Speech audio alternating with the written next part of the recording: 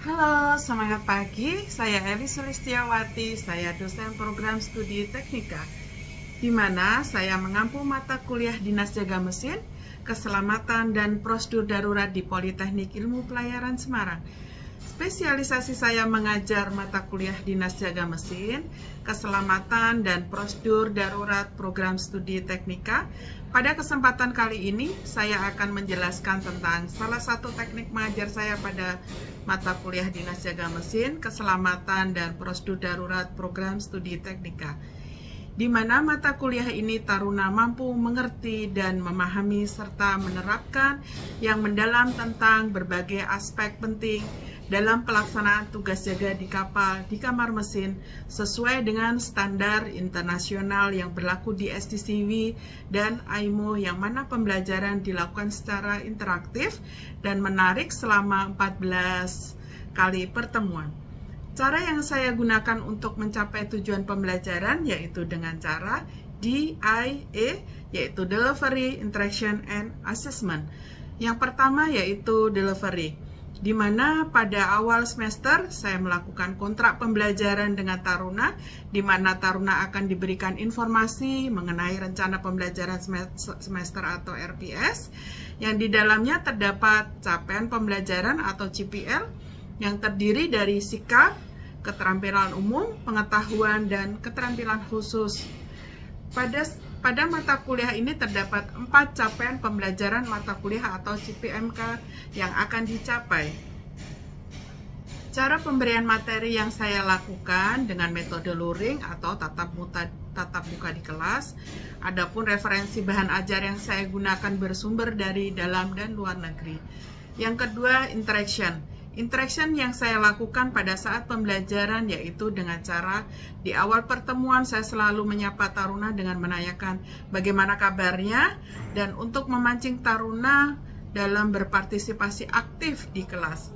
Biasanya saya menggunakan games-games yang membuat taruna tertarik untuk menjawab dan bertanya sehingga tercipta diskusi dua arah yang menarik antara dosen dan taruna di dalam kelas. Di akhir pembelajaran, untuk mereview materi, saya biasanya juga bertanya apakah ada yang kurang dipahami. Apabila tidak ada yang bertanya, maka saya akan bertanya untuk mengetahui sejauh mana taruna paham akan materi yang telah disampaikan. Yang ketiga yaitu assessment.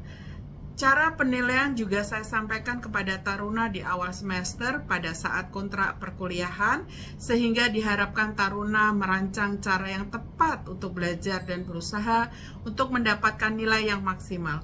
Adapun cara penilaian yang saya gunakan yaitu dengan cara tugas secara mandiri ataupun dalam bentuk kelompok, kuis, ujian tengah semester, dan ujian akhir semester. Skema penilaian yang saya sampaikan kepada taruna sebagai berikut: 1 kehadiran 15%, 2 tugas harian 20%, 3 kuis 15%, 4 UTS 20%, dan terakhir UAS 30%.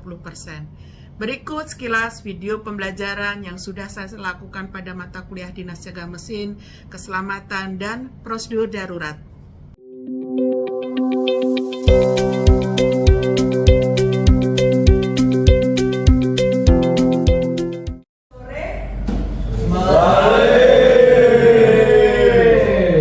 Gimana kabarnya hari ini? Baik.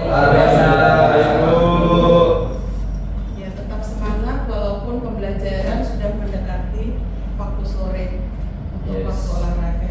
Jadi pertemuan kita kali ini di Dinas Jaga yang sudah tercantum di dalam STCW dan IMO harus dilaksanakan sebagai anggota engine department di atas kapal. Jadi kegiatan kita hari ini adalah membahas tentang OHN atau One Hours Notice. One Hours Notice ini di atas kapal sangat penting dan harus dilaksanakan semua kru dalam keadaan pada saat kapal mau olah gerak. Apa yang dimaksud dengan OHN atau One Hours Notice? Ada yang bisa menyampaikan? Ya. Sebenarnya Bu, persiapan mesin kapal sebelum berlayar. Sebelum layar korek, ada yang lain? Ada yang mau disampaikan?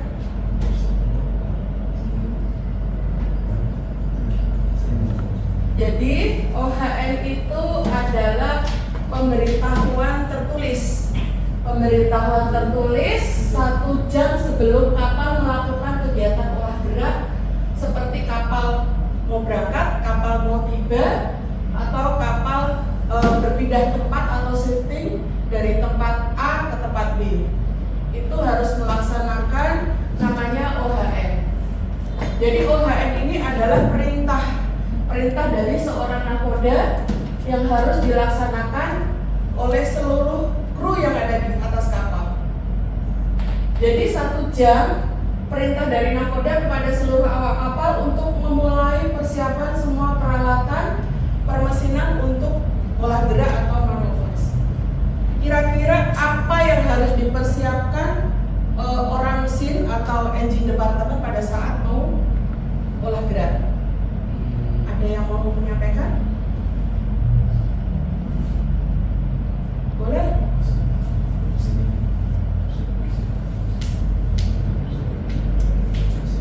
Ya. Persiapan yang ada di OHM seperti persiapan tentang generator untuk pelayanan generator dan untuk beberapa aksesoris engine yang lainnya. Yang lain ada yang mau mendapatkan? Silakan. Oke.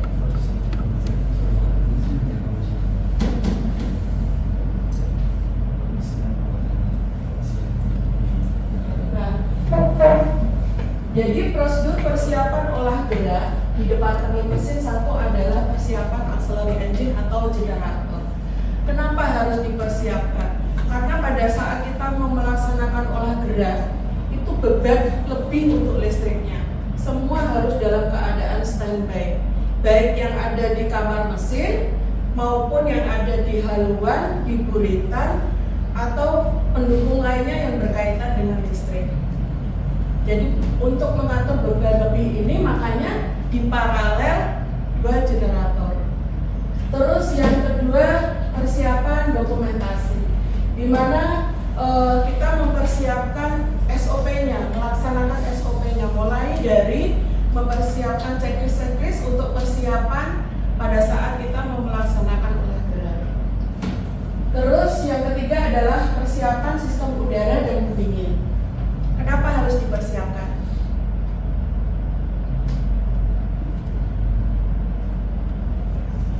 Ada yang mau menyampaikan? Sistem udara untuk start main engine untuk pesawat olah gerak dan pendingin buat main engine juga buat pendinginan main engine dan flight. Jadi pada saat kita mau melaksanakan olah gerak, semua alat-alat bantu atau pesawat bantu yang ada di kamar mesin harus dipersiapkan, mulai dari pompa pendingin seawater, pompa fresh water, terus oli, terus apa lagi? Bahan bakar. Kita harus mengecek berapa kapasitas bahan bakar kita yang ada di tangki harian, tangki ya, terus ya. Jadi semua sistem yang ada di kamar mesin itu saling keterkaitan untuk membantu berjalannya pengoperasian mesin atau pengoperasian mesin induk dalam melaksanakan olah gerak. Jadi pada saat mesin induk itu mau dijalankan, sebelumnya kita harus memframing dulu, ya kan? Sekitar 20 sampai 30 menit. Tujuannya adalah untuk terjadi pelumasan awal supaya mesinnya itu tidak kaget pada saat kita mau men-start. Terus kemudian setelah di turning, apa lagi? Di blow up. Tujuannya dari blow up adalah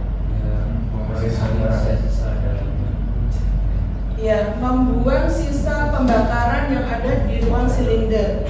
Sisa sisa-sisa karbon yang ada di ruang silinder itu dibuang. Setelah di blow up, kemudian kita tutup indikator cooknya.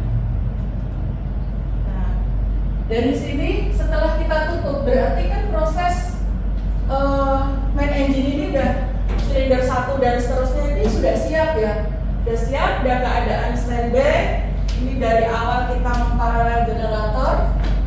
Jadi 2 generator itu sudah kita paralel supaya tidak terjadi beban lebih. Kemudian kita mempersiapkan main engine. Selanjutnya adalah mencocokkan jam yang ada di anjungan sama yang ada di kamar mesin. Itu harus sama.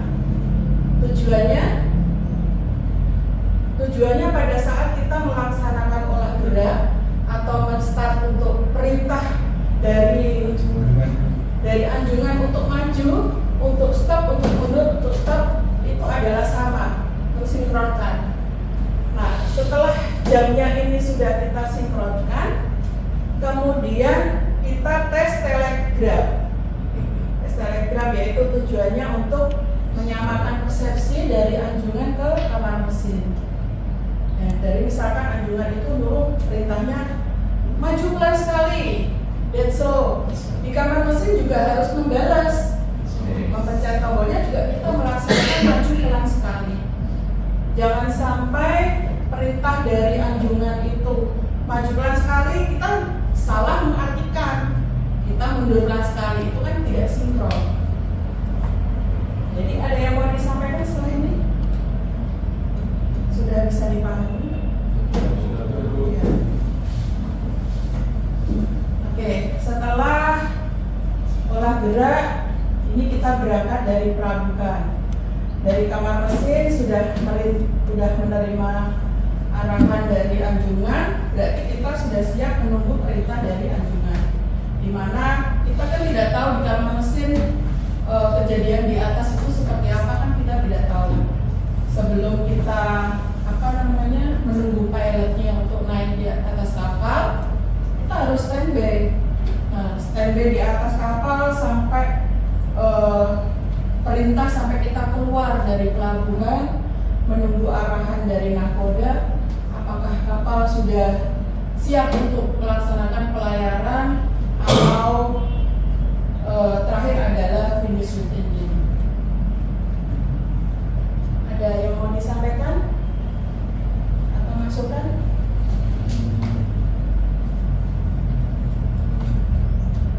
Jadi sebelum kita krala, kita harus menguasai sistem yang ada di kamar mesin, terutama auxiliary engine atau alat-alat bantu, pesawat bantu yang ada di kamar mesin.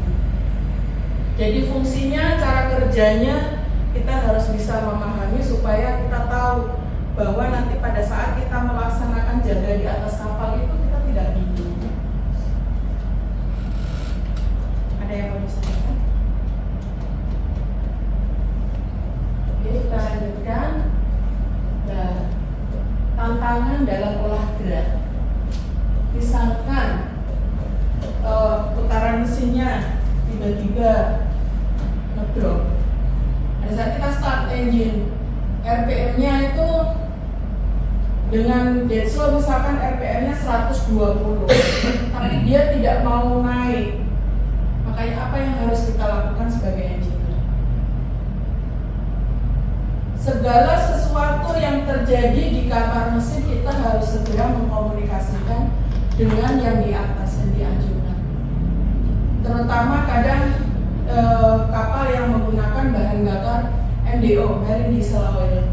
Marine, kalau high speed diesel, Marine high speed diesel masih tidak banyak gangguan, tapi kalau MDO kita harus berhati-hati, harus melaksanakan sering membersihkan filter-filter yang berkaitan dengan bahan bakar. Karena kalau dia langsung masuk ke dalam injektor, otomatis karbonnya itu, selatnya itu masih dia harus dikompresikan, harus dikabutkan di injektor, itu kan akan mengalami, kalau pada saat pengabutan itu akan muncul karbon, ya kan? Kalau itu kita tidak sering membersihkan nozzle-nya, akan terjadi penyumbatan di nozzle-nya. Makanya kita harus rajin-rajin membersihkan purifier, ya kan? Apa itu purifier? Yang berguna untuk mengusahakan Purifier adalah pesawat yang digunakan untuk memisahkan air dari bahan bakar ataupun minyak emas yang biasa dijual. bahan bakar atau minyak lemas dari selat dengan gaya sentrifugal. Itu secara teoritisnya, tapi secara praktisnya adalah bahwa kita harus memahami apa yang ada di dalam purifier, ya kan? Bagaimana cara kita merawatnya sesuai dengan instruction manual book yang ada di atas kapal. Kalau kita rajin membersihkan sesuai dengan jam kerjanya, pasti umur dari mesin itu tuh akan lebih panjang daripada kita tidak melakukan maintenance sama sekali. Jadi plan maintenance system yang ada di instruction manual book itu harus tetap dijalankan. Jadi intinya orang engine itu sesuai dengan STCW adalah satu, melaksanakan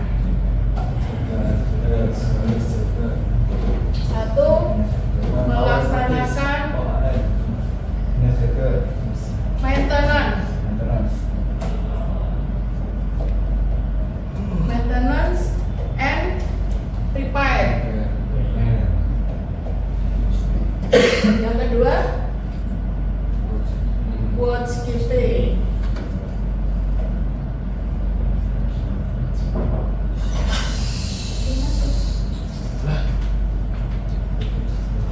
Oke, ada yang lain?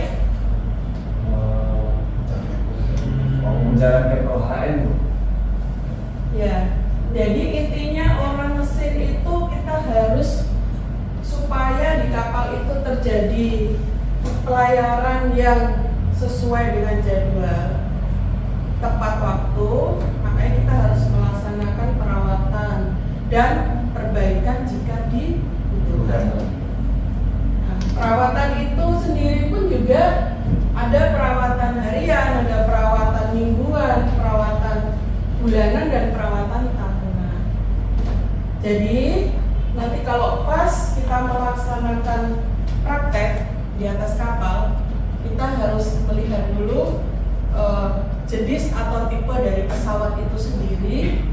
Terus kita juga harus melihat dari instruction manual booknya, di mana di dalamnya itu sudah tercatat berapa jam kita harus melaksanakan perawatan, baik itu dalam keadaan masih bagus maupun tidak. Contohnya seperti perawatan pada bahan bakar, saringan bahan bakar. Walaupun saringannya atau filternya itu masih bersih, tetap harus kita laksanakan sesuai dengan ya, running hours-nya. Di mana kita bisa melihat running hours-nya? Di logbook. Baik. Ya, karena di logbook itu setiap pesawat yang bergerak itu sudah tercantum di dalamnya, sudah dia beroperasi dari jam berapa sampai jam berapa, itu sudah ada jamnya. Makanya kita harus bisa menghitung jam kerja dari tiap-tiap mesin. Nah, pada saat kita melaksanakan jaga atau OHM, selain kita memperhatikan hal-hal tersebut tadi, apalagi yang harus kita perhatikan?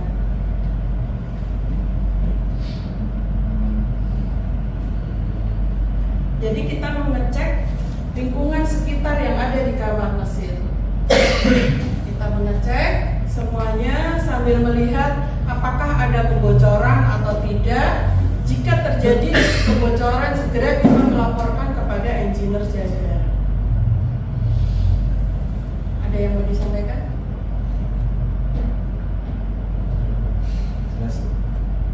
Jelas ya? Intinya kesuksesan itu melalui proses yang panjang, dan proses itu tidak selamanya mulus. Kita harus melewati tahapan-tahapannya, walaupun itu tidak baik, tapi kita harus tetap berjuang berjuang, harus tetap semangat melewati tahapan-tahapannya. Oke, kita lanjutkan. Nah, begin of sea voyage. Jadi pencatatan waktu untuk pada saat kita mau berlayar. Setelah kapal lepas dari pelabuhan, dinyatakan finish with engine, berarti sudah mulai melaksanakan pelayaran. Nah, di situ kita harus mencatat jamnya itu kapan seorang nakoda memberikan perintah kepada bawahannya bahwa kapal kita itu sudah full way, kita catat. Jadi setiap jam kita melaksanakan jaga itu, kita mencatat apa yang terjadi di kamar mesin. Dari mulai bahan bakar, mulai olinya itu masih berapa, suhunya, temperaturnya, itu harus kita catat. Dan tugas kita masih awal sebagai seorang engineer, kita harus selalu aktif dalam melaksanakan, memeriksa apa yang terjadi di lingkungan sekitar. Ada yang mau disampaikan?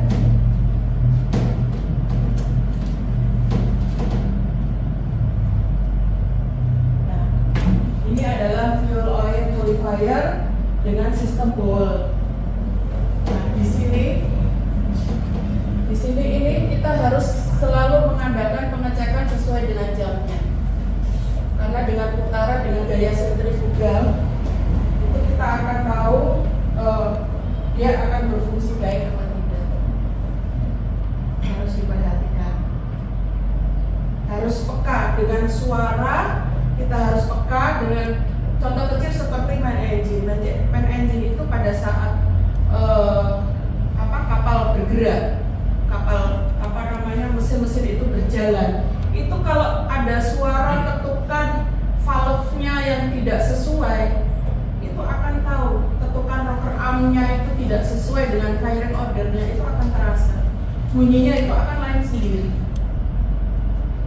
Jadi tetap namanya kalau kita jaga, kita sambil jalan, sambil membersihkan, sambil melihat, memantau ini ada kebocoran apa tidak. Dan satu yang perlu saya sampaikan adalah keselamatan adalah segalanya. Turun ke kamar mesin harus menggunakan alat-alat keselamatan. Jangan diabaikan. Karena alat-alat keselamatan itu untuk siapa? Diri kita sendiri kan? Diri kita sendiri. Jadi tetap menggunakan safety shoes, terus helmet,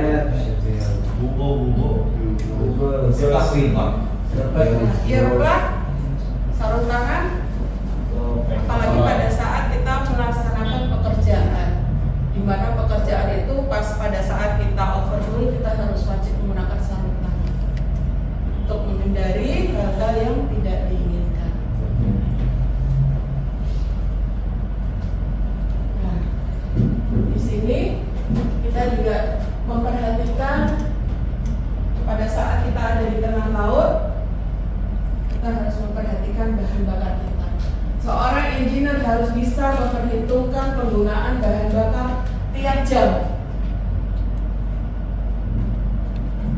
Berapa metrik ton yang ada di tangki double bottom, yang ada di tangki service, di tangki settle, itu kita harus bisa memprediksikan bahwa dengan pelayaran sekian mil itu bahan bakar yang dibutuhkan untuk main engine, auxiliary engine apakah cukup apa tidak.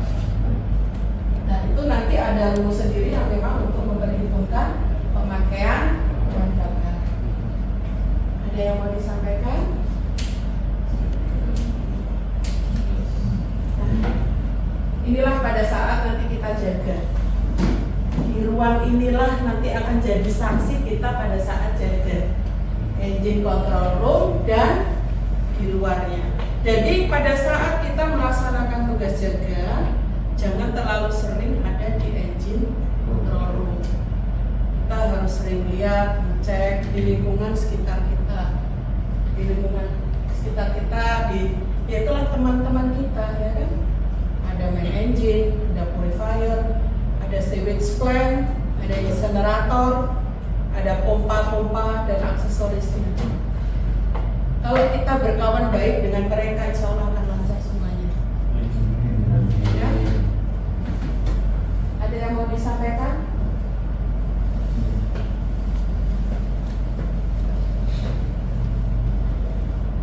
Jadi enak, jadi engineer itu enak.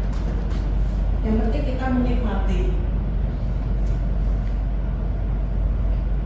Catatan data operasional kapal. Nah, pada saat awal tugas jaga dan over sama temannya, kita saling menyampaikan bahwa apa sih yang sebenarnya terjadi dengan mesin-mesin kita. Ada yang punya kendala apa, ada yang tidak, itu tetap harus disampaikan supaya yang melaksanakan tugas jaga selanjutnya itu tahu kondisi mesin kita. Di pertengahan jaga pun juga kita harus melaksanakan pemeriksaan, pengecekan tangki-tangki bahan bakar kita. Jangan sampai kita lengah karena apa? Pada saat mesin bergerak, beroperasi, kita tidak tahu ada kebocoran apa tidak. Makanya setiap jam 4 jam jaga, kita biasakan setiap jam selalu jalan-jalan. Jalan-jalan mengelilingi yang ada di kamar mesin. Supaya kita tahu parameter yang ada di tiap-tiap indikator yang ada di mesin itu kita catat. Entah itu dari temperaturnya, entah dari suhunya, kita catat semuanya. Ada yang mau disampaikan? Ya jelas ya. Peran rating dalam tugas jaga. Kebersihan kamar mesin harus tetap kita jaga. Nah, di mana kita pada saat melaksanakan jaga itu, kalau di kapal-kapal besar itu kan hanya 2 orang ya, engineer jaga sama oiler jaga. Nah, pada saat kita melaksanakan jam jaga, ada posisi kita ada di tengah-tengah sebagai junior engineer yang dimana kita baru belajar, kita harus tetap menghargai dan menjaga sikap kita untuk tetap menghormati yang ada di bawah kita. Dan yang pasti adalah keselamatan sangat penting. Saya tekankan lagi, safety first. Dimanapun tempatnya, keselamatan diutamakan. Resiko kerja harus dipertimbangkan. Baik itu kita bekerja dengan kondisi panas, dengan kondisi ketinggian, kita harus tetap mempertimbangkan tingkat keselamatannya. Jangan mengabaikan, karena resiko di atas kapal itu bekerja resikonya lebih besar. Kita harus benar-benar disiplin dalam menjalankan alat-alat keselamatan. Contohnya kalau kita bekerja di ketinggian, kita harus pakai. Nah, jangan pernah kita naik tanpa ada safety. Kalau pas kita naik dalam keadaan laut tenang, itu tidak masalah, tapi tetap harus pakai alat keselamatan. Kalau pas tiba-tiba ada alur di bawah kapal goyang sedikit berapa derajat, akan menjadi salah. Oke, baik, mungkin ada yang mau disampaikan?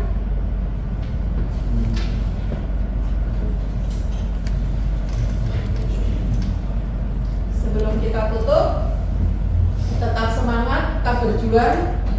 Apapun resikonya harus dihadapi, karena badai pasti berlalu. Oke?